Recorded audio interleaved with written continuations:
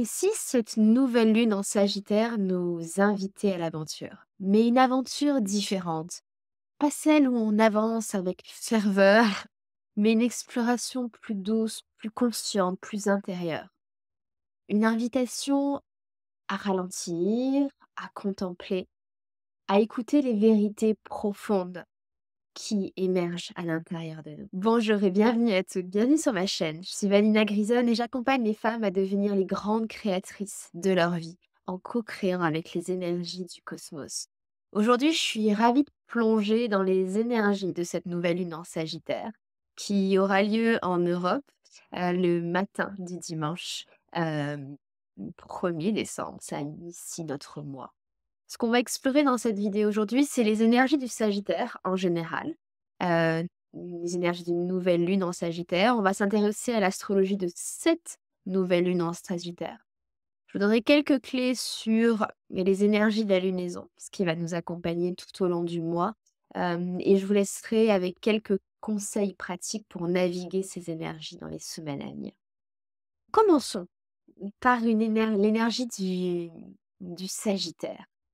Le Sagittaire dans les signes zodiaques, c'est ce centaure. Donc c'est ce cheval avec ce haut de corps, d'un homme et il est traditionnellement associé à l'expansion. Donc le signe du Sagittaire, il a parcouru une grande partie du signe du zodiaque, du lion au scorpion, il a exploré ses relations avec les autres et maintenant qu'il a incorporer soi, les relations avec les autres, il est prêt à prendre sa place, dans le monde. Donc on l'associe aussi à l'aventure, c'est l'aventurier, si vous connaissez des sagittaires ou si vous êtes vous-même sagittaire. Donc c'est l'exploration, l'aventure, ça peut se manifester dans le monde, ça peut être des voyages, partir à l'étranger, mais c'est aussi nos explorations intérieures. Donc Sagittaire, c'est aussi le philosophe, celui qui va explorer, des vérités. Et ce qui se cache derrière tout ça, c'est cette recherche, cette quête de sens, qui est très forte, pour le Sagittaire. Quand on le repositionne dans ce qui se passe au niveau des saisons, la saison du Scorpion, on dit que c'est la plus sombre, parce que le soleil commence à se retirer, hein. Je parle de notre contexte d'hémisphère nord, donc les journées se font plus courtes, il fait sombre, mais en plus, toutes les feuilles n'ont pas quitté les arbres. Donc on est vraiment dans le maximum, de l'obscurité. Quand on arrive dans la saison du Sagittaire, les feuilles sont tombées des arbres et là, d'un coup, on peut voir les étoiles. Dire: «Ah, ça y est, et où est-ce que je vais aller?» Et Sagittaire, vous savez, il a dans ses mains cet arc et cette flèche. Et donc c'est vraiment le moment où on va pointer notre flèche pour savoir où on va aller, où on va s'orienter. Donc dans une saison en Sagittaire, on est invité à explorer le monde extérieur, mais aussi un voyage plus intérieur à la rencontre de nos vérités, à la rencontre de où, hem, on a envie d'aller pointer notre propre flèche. Donc c'est le moment idéal pour des questions comme: «Quelle est ma vérité?» «À quoi j'aspire profondément?» Ou comment je peux aligner ma vision. Donc ma vision, c'est ma flèche. Où est-ce que je vais avec ma sagesse intérieure? Et c'est pas juste la vision de ce que le monde m'impose et me dit: «Tu devrais faire ci, ça». C'est OK, je sens et je pointe ma flèche. Donc ça, c'est ce qu'on voit traditionnellement dans une nouvelle lune en Sagittaire. C'est ces thématiques-là qui vont être présentes. Mais on va regarder l'astrologie de cette nouvelle lune, bah, cette nouvelle lune, elle est différente. Hem Et je vais montrer dans un instant la carte du ciel, mais ce que je vais commencer par dire, c'est qu'on cette nouvelle lune, elle intervient alors que Mercure vient d'être rétrograde. Donc c'était juste mardi, le mardi 26 décembre, novembre. Depuis notre point d'observation sur Terre, la planète Mercure a semblé reculer. Quand des planètes personnelles, et en particulier Mercure, reculent, ça nous retourne vers l'intérieur. Donc on est invité à repenser, à reconsidérer. C'est pour ça que dans cette nouvelle lune et cette saison en Sagittaire, l'exploration, elle est pas dans le monde extérieur. Vous vous souvenez de ce que je disais au début, c'est pas: «Ça y est, c'est parti!» C'est une invitation à une exploration intérieure. Donc on est invité à ralentir, à écouter, à marcher doucement, à contempler, à réfléchir à la rencontre de nos vérités profondes. Et vous vous souvenez que je disais que Sagittaire, c'est relié à nos vérités. Donc nos vérités, elles sont très connectées à nos croyances. Qu'est-ce que je crois être vrai pour moi? Qu'est-ce que je crois être vrai dans le monde? Donc c'est aussi une invitation à revisiter nos croyances, à revisiter ce qu'on pense être possible pour nous. Donc ce qui nous limite énormément dans notre vie, c'est nos croyances, qu'on pense être possible. Non, moi je peux pas faire ça. Non, moi je suis pas comme ci. Moi non, non, non. Et donc on s'enferme à l'intérieur de nos croyances. Et cette lunaison, elle va vraiment nous inviter à pousser, étirer notre champ du possible, revisiter nos croyances, revisiter ce qu'on pense être vrai pour nous. Et prendre le temps aussi de revisiter nos aspirations. Mais qu'est-ce que je veux vraiment? Quand je me suis débarrassée de tout ce qui me limite, de tout ce que je pense être possible. Là, c'est quoi? C'est quoi cette envie qui brûle en moi, qui brûle dans mon cœur? Regardons un petit peu la carte du ciel de cette nouvelle lune. Donc une nouvelle lune, c'est quand la lune et le soleil se rencontrent. Là, je l'ai positionné à Paris, mais en fonction d'où vous habitez, voilà, les planètes peuvent se situer dans différentes maisons. Donc la lune et le soleil sont au même endroit. C'est la nouvelle lune en Sagittaire. Et on voit notre Mercure qui est lui aussi en Sagittaire. Donc ce que je disais sur repenser, reconsidérer nos croyances. Ce qu'on observe aussi d'autre dans cette carte du ciel, c'est que la nouvelle lune est assise sur une étoile qu'on appelle Antara. Antara, c'est une étoile qui est au cœur de la constellation du Scorpion.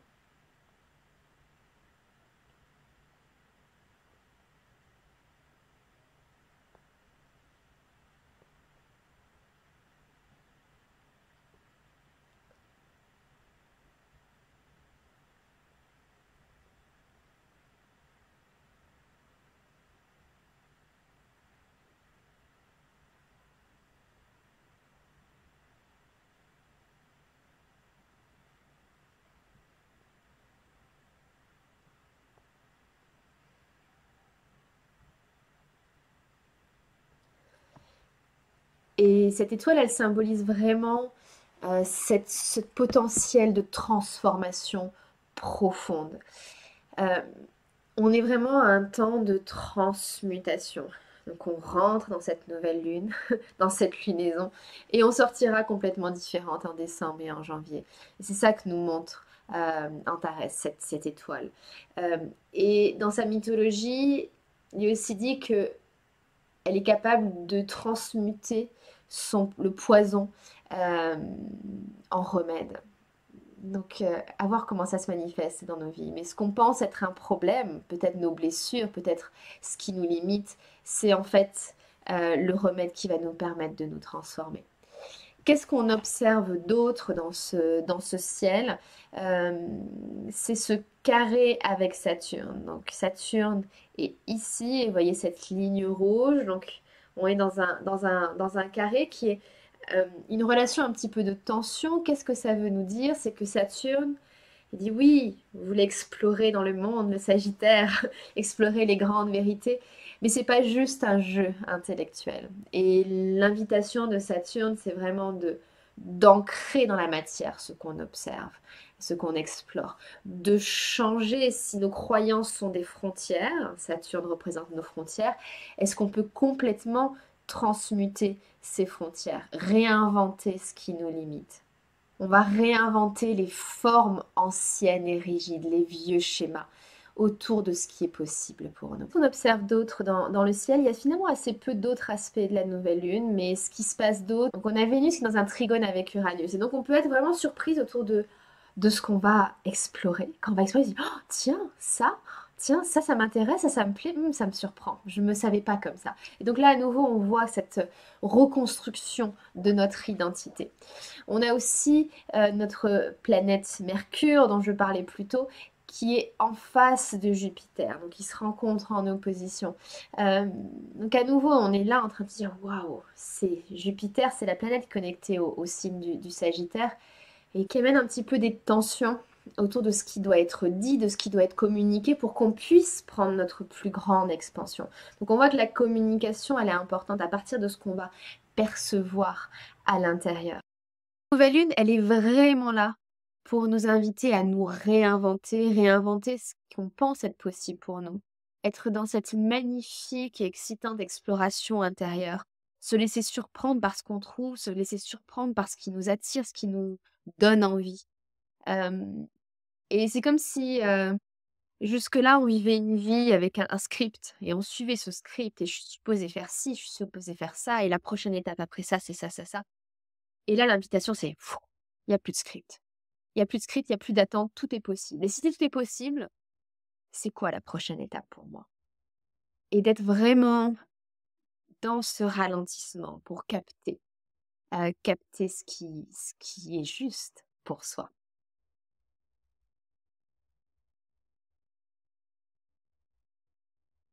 Parlons maintenant de ce qui va se passer dans les semaines à venir et toute cette lunaison en Sagittaire.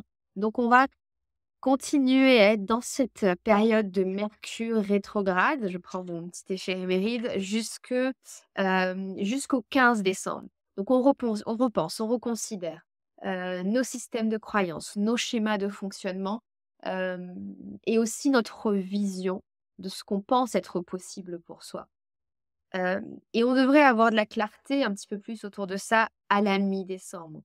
Et ensuite, Mercure va repartir en avant et va voyager dans le même bout de ciel. Et donc, c'est à partir du 15 décembre qu'on va commencer à reconstituer les choses. Ok, si tout ça est devenu possible pour moi, si c'est ça ma nouvelle vision, alors là, je peux commencer à penser comment je vais mettre en place cette nouvelle vision. Et donc, c'est pareil, parfait parce que ça nous amène dans cette période de Nouvel An où on a naturellement cette envie de, de dessiner une nouvelle vision pour nous.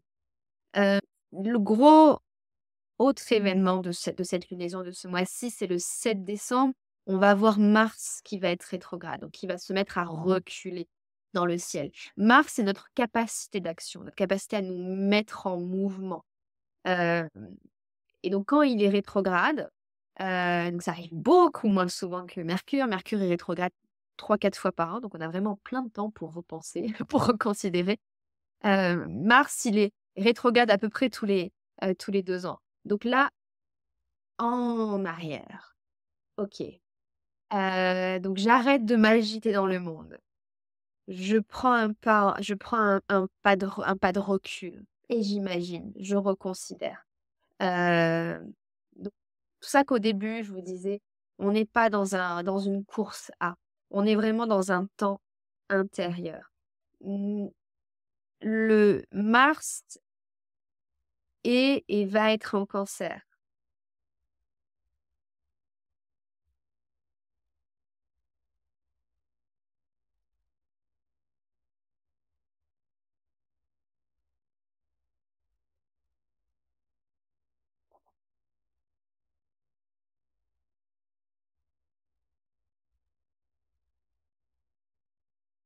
Ça veut dire qu'il va être régi par le signe de la Lune. La Lune qui change de signe tous les 2 jours et demi. Donc on va vraiment sentir dans cette exploration intérieure, dans ouf, stop, j'arrête d'agir dans le monde et je retourne à l'intérieur que ça va changer, ça va vaciller. De nouveau, ça vacille, que les orientations qu'on veut prendre vacillent. Et notre guide, ça va être cette flamme, cette flèche du Sagittaire. Ok, c'est quoi ma vision? Et laisser ce vacillement nous informer pour installer vraiment profondément notre vision. Et Mars va rester rétrograde jusqu'à début janvier. Donc on va vraiment avoir le temps, d'explorer. On aura, une pleine lune le 15 décembre quand Mercure s à l'arrêt dans le ciel et j'aurai l'occasion de vous en reparler. Hem et notre prochaine nouvelle lune sera en 2025. Donc quelques conseils pratiques pour naviguer cette lunaison et les semaines à venir. ralentir. Numéro 1.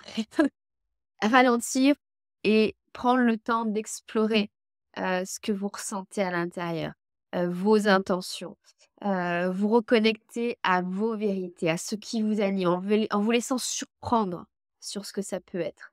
Hem Et écoutez votre corps, il est toujours votre guide. Prenez des marches, des promenades lentes dans la nature, méditez, intérieur, intérieur, intérieur. Recommandation, explorez vos croyances. Observez les croyances qui définissent ce qui est possible pour vous. Quels sont vos schémas de pensée qui vous limitent? Et comment, en réécrivant tout ça, parce que ça peut être réécrit complètement, vous pouvez changer de perspective sur votre capacité à vivre la vie que vous souhaitez avoir. Donc c'est un temps de libération, libération, libération. Et explorer l'inconnu en vous. Allez à la rencontre de ces parties de vous que vous n'étiez jamais autorisé à vraiment explorer. Hem et et depuis cet espace, vous pouvez visualiser de: «OK, maintenant que je suis tout ça et que j'ai exploré tout ça, où est-ce que je pointe ma flèche?» Et vos intentions à cette nouvelle lune, elles peuvent être déjà très définies. C'est quelque chose qui est vraiment vivant et vibrant en vous. Mais mon invitation, c'est d'avoir une intention d'explorer justement ce qu'il y a en nous et de nous laisser surprendre. Et que ça soit cette maison nous permette d'avoir cette clarté sur où on va pointer notre flèche en 2025 et au-delà. 2025-2026, l'astrologie, elle est majeure. 2020 à côté, c'était du c'était du léger, léger. Intense pour les raisons qu'on connaît, mais c'était du léger. En 2027, notre vie sera drastiquement différente dans le monde extérieur, mais aussi à l'intérieur. Et je reviendrai dans les semaines à venir faire une vidéo sur l'astrologie de 2025-2026. On est en train de changer d'air. C'est massif ce qui va se passer. Donc notre énergie, elle doit pas être à l'extérieur aujourd'hui. Elle doit vraiment, en préparation à ce temps, être à l'intérieur, être à l'intérieur. On explore ce qui est à l'intérieur, on explore ce qui est vrai pour nous. On libère tout ce qui nous, limite sur ce qui est possible pour nous et on trouve notre sagesse intérieure pour pointer notre flèche. Donc cette nouvelle lune en Sagittaire, invitation à explorer, à transmuter toutes les croyances qui nous limitent pour pouvoir rêver, à redéfinir sa vision, de ce qu'on souhaite dans sa vie et on veut rêver en grand parce que ça, c'est le Sagittaire, il vit sa vie en grand. Si vous connaissez les Sagittaires, vous le savez. Hem et se souvenir aussi qu'on est tous interconnectés. On n'est pas isolés. On est rentré, Pluton est dans l'ère du Verseau, ça y est. Donc on a cette connexion, on n'est pas seul. On explore notre monde intérieur, mais on sait qu'on est soutenu et qu'on est connecté. Hem, pour celles qui se sentent appelées à explorer davantage, j'ai plusieurs invitations. Déjà, vous pouvez rejoindre mon groupe WhatsApp. J'ai un groupe WhatsApp qui s'appelle Cosmic Love, je vais mettre les détails juste en dessous de cette vidéo, où tous les lundis, je poste un vocal pour vous guider sur les énergies de la semaine. Donc vraiment, je vous prends main dans la main chaque semaine, pour tirer profit un maximum des énergies de la semaine. C'est complètement gratuit, c'est vraiment un super espace pour co-créer avec le cosmos. Restez connectés à cette chaîne, je reviendrai dans le mois de décembre pour vous parler de l'astrologie de 2025-2026. Je pense que plus tard, je posterai une vidéo avec plus de détails sur l'astrologie de 2025. Et pour celles qui se sentent vraiment appelées à vivre alignées avec l'astrologie, si vous avez envie de co-créer votre vie. Vous arrêtez d'être un peu la victime, à se laisser balloter. J'ai un de mes professeurs qui dit que les seuls qui se laissent porter par le courant, c'est les poissons morts. Donc on arrête de se laisser porter par le courant, et on dit: «Voilà, c'est ça que je veux et je vais le créer et j'arrête d'être la victime un peu des circonstances ou de ce que les autres veulent de moi». Donc si vous avez cette envie de vraiment dire: «C'est ça ma vision, c'est ça que je veux créer et en 2025 je vais le créer et je veux le co-créer avec les énergies cosmiques», hem, j'ai un magnifique programme qui s'appelle le Cercle 2025, où on explore tout ça. On explore l'astrologie, je vous apprends à comment, hem voir où l'astrologie de 2025 va être active pour vous dans votre carte du ciel. Vous n'avez pas besoin de connaître l'astrologie, je vais vous guider vraiment pas à pas. Est-ce que ça va se jouer dans votre carrière, dans votre vie, personnelle? Où est-ce que ça va se situer? Heu, je vous apprends aussi, basé sur tout un tas de neurosciences, la théorie du changement, comment je change ma vie, comment je crée ma vie et vraiment je vous guide étape par étape pour prendre votre vision et la manifester, en 2025 et on explore aussi tout ça avec ce que j'aime faire, donc c'est plein de rituels, un rituel pour lâcher, 2024, on explore tout ça dans plein, plein, plein de rituels. En décembre, il y aura 2 rendez-vous gratuits juste avant que j'ouvre les portes du programme Le Cercle. On va se retrouver à 2 reprises. On aura un rendez-vous pour distiller 2024 et c'est vraiment une façon de: «OK, je clôture cette année. Qu'est-ce qui s'est passé pour moi?» Je vous montrerai un petit peu d'astrologie, donc on a ce temps-là que je veux vraiment offrir à toute ma communauté et on aura comme tous les ans, ça fait, je sais plus 5-6 ans que je fais ça, mon cadeau de fin d'année qui sera le solstice d'hiver que j'ouvrirai gratuitement à tous. Donc venez en dessous, il y a un lien avec la page de liste d'attente pour rejoindre le cercle et si vous n'êtes pas sur ma liste email, rejoignez soit le groupe WhatsApp, soit la liste, d'attente pour le cercle pour pouvoir, recevoir, toutes les informations sur tout ce qui va arriver dans ce mois de décembre. Je vous souhaite à toutes une magnifique, magnifique nouvelle lune, une belle exploration intérieure et j'ai hâte de nous retrouver toutes, dans notre nouvelle peau, notre nouvelle identité, quand on se sera libéré de tous ces scripts qui essayent de nous enfermer dans ce qui est possible pour notre vie et être en grand. Je vous embrasse et à très vite à la lueur de la lune.